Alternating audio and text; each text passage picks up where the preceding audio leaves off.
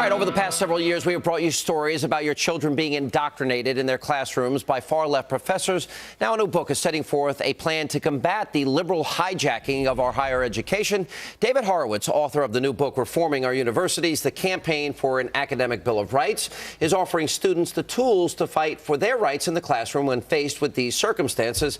And David now joins us back again. Good to see you. Hey, Sean. Thank you. Well, first of all, one of the best days of my life is the day you were debating Ward Churchill. I mean, you're out of your mind. You go around these campuses, you're debating these liberal students, liberal professors, but it's had an impact. Yes. Well, after the war in Iraq and Afghanistan and the border situation, our schools are the front line of our defense of this civilization, and we have lost them.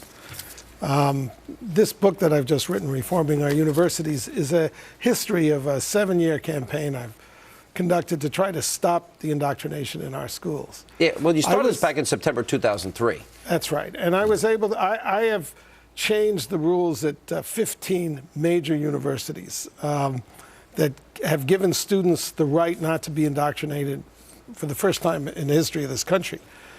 And I did it with 3 people. Of course, I had students out there supporting me, but I'm just, talking about my staff. If I had the Republican Party and the conservative movement behind me, or behind this plan, this is really a blueprint, this book, we could change our schools. And I'm very encouraged because I think we're at an historic turning in the conservative movement.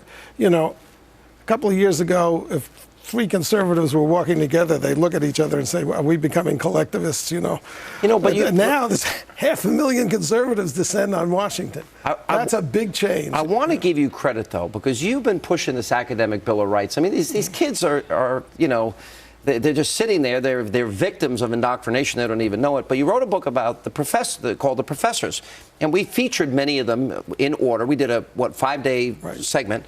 One of them was a guy well known to this president. Yes. Bill Ayers. Bill Ayers, exactly. What year was that book published? We did that probably in 2006.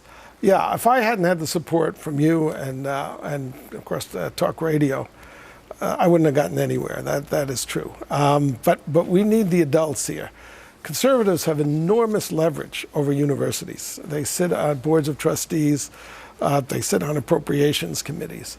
And since what we're trying to enforce is basically liberal ideas that are 100 years old, 2 sides if there's a controversial issue. Professors should not be imposing their views on the students. Yeah. Not that difficult. Because they have a captive audience. And I remember I went to school at New York University. First day in the class, political science. I was at a double major at the time, economics, political science. First thing the professor says is, "I am a card-carrying communist." And it was interesting because I sat silent for the first half of the class. Got an A- on the midterm. It was a midterm final class. Ended up getting a C+, I think, for the course, which was the lowest grade I ever got in college, because I started to combat his ideas, and I started to, I know so many students, and I got punished. One reason I go out to those campuses, who tell me the same story. I mean, they have to basically lie about what they believe in order to get a decent grade. That is such a disgrace in this country. Isn't the real antidote, though, like the Ward Churchill case, where if we can get these guys on tape, indoctrinating these kids and pushing their radical agenda and then bringing it to the airwaves. Isn't that the answer? That's one of the answers. I mean, I was at the University of Massachusetts. I sat in a course taught by a liberal, not a Billy Ayers at all. And it was about the Warren Supreme Court that really is at the heart of a lot of the divisions in this country today. He completely concealed the conservative side of the argument. He assigns only one book. Jeffrey Toobin, who's on that other cable channel as a leftist. These kids didn't even know they're being indoctrinated. They don't even hear the conservative side of the argument. So these professors, on the one hand, they're recruiting for radical parties, terrorist supporting parties, no question.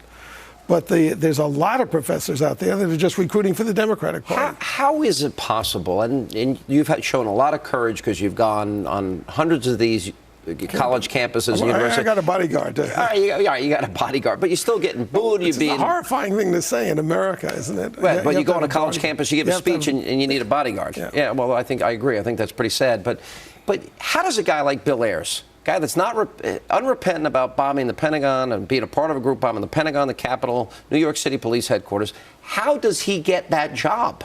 How does Ward Churchill? Because the university administrators and it's mainly the faculty hire themselves, so they're very, very radical. The American Association of University Professors is a Marxist organization at this point in time. Its leaders are supporters of Samuel Arian and the jihadists. It's a very sad situation. I mean, they fired the faculty at Harvard, fired Larry Summers because he wasn't left enough when he was president. It's pretty sick. David, great follow-up, and it's a great story of your journey and also how to combat this. And I got to tell you, if we want to, either the next generation of leftists, we're going to not address the problem. If we want to save our kids from indoctrination, this is the antidote. We need the adults to join in. Yeah. All right, David, good to see you. And